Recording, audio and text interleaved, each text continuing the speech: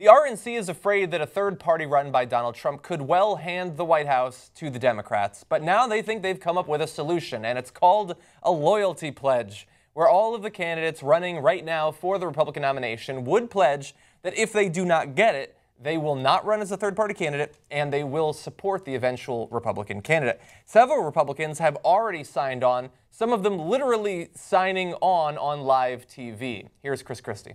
Listen, I think if you're running for the Republican nomination for president, you should be willing to be able to support the Republican nominee. And I think there should be a sore loser rule. You know, Martha, like if you run, you can't be a sore loser and then run as an independent if you don't win the nomination. So I have no problem with it. Every candidate's got to make a decision about, do you really want the nomination of our party, or do you want to have it both ways? So I've made my decision. I want the nomination of our party, and I'll support whoever the nominee is if it's not me. All right, we have a pledge for you, sir. Excellent. Let's bring it over here. Let's just get Here's this. the pledge. We printed it out. We heard you hadn't signed it yet. And I don't. And, you know, are you going to run as an independent candidate? I am not. And I don't need. And I don't need Reince Priebus to come and meet with me before deciding whether to do this or not. So there you go. September 3rd, 15. I'm in. I signed. All right. Oh shit! He burned Trump with that Reince Priebus reference. That no one even burn. Right. Okay, so first of all, I like that how Fox is the people who keeps the pledge for the Republican Party. Yeah, exactly. They literally can sign Republican Party documents, legal documents, on their shows. Right. And McCollum said, we'll add it to the pile. They're keeping them. Yeah. Fox News is keeping the Republican pledges, right? No, fair and balanced. I don't know what you're talking about. Yeah. And then, second of all, apparently you can get a Republican jackass to come on Fox News and sign away their life. Exactly. Did he have time to read that document? He didn't have time to read that document. It could have been like, and I hereby give you, legal consent to raid my bank account. Oh yeah, here you go. By the way, I love this subtle jab of, yeah, we'll add it to the pile. Get the fuck out of here. That's how many candidates, by the way, they don't care much about any individual one. So that was Chris Christie. Here is Rand Paul. Again, he seems to be largely in favor of the idea. Chris Christie with Martha 30 minutes ago signed that pledge here in America's Newsroom. There's the video. Will you sign it? Yes, and the thing is I signed a pledge when I ran for the U.S. Senate because they asked me would I drop out and run as a third party or would I support the nominee, and I do believe you have to support the nominee. So it is about pulling together as a team. The Republican as a team doesn't mean I'll be happy with some of the nominees, but in the end it's the only way the party structure can be used to defeat the Democrats. Ross Perot gave us Bill Clinton, and I think Donald Trump could give us Hillary Clinton. Wow. So that's a good point at the end. Yeah, that's fair. No, I know why they want to do it, right? But I like that the Republican Party, and I guess Reince Priebus is the head of it, has become Sam Kinison, going around to all the candidates screaming, "Sign it! Sign it!" Right? And it smacks of like a cult. Like, again, it does. I know what they're doing, and I know they don't want to take away conservative voters and lose the election. So it's perfectly logical. I'm not busting them up over that, right? But like, sign the pledge, do it on air. It's like, feels like, all right, cut your hand and then bleed out and whatever, right? And then get in the coffin and the skull and bones thing that they do. Good right? movie.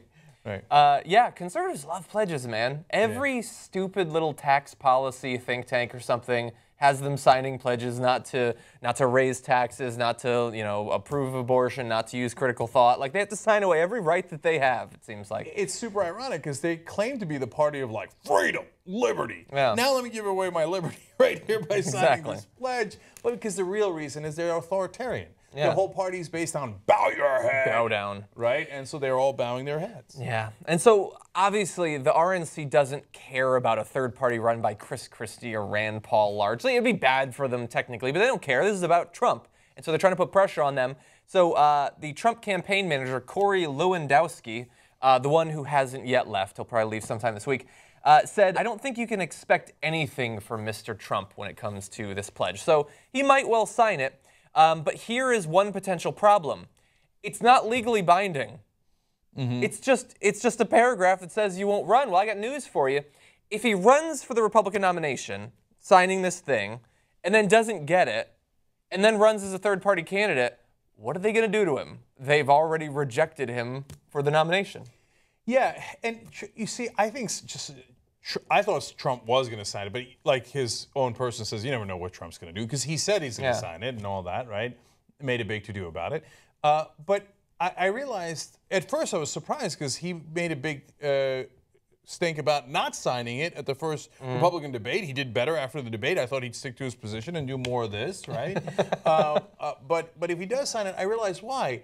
Like, oh, I'm thinking about me. Like, I would care about my word, right? Yeah. But Donald Trump doesn't give a damn about his word. Barely remember it. Like, oh, I gave a pledge, I did this, I did. I mean, here's a guy who went into 4 corporate bankruptcies, came out laughing his ass off at the people who bothered to give him money, going, hey, man, I used the law to stiff you. Too bad. That thing I signed where I promised to give you millions and millions and millions of dollars back? Just kidding. Inconvenient. Right? So, you think if he signs the pledge, it matters to him? Yeah. Of course it doesn't matter. He's going to be like, oh, pledge, oh, that's such a good point. Yeah.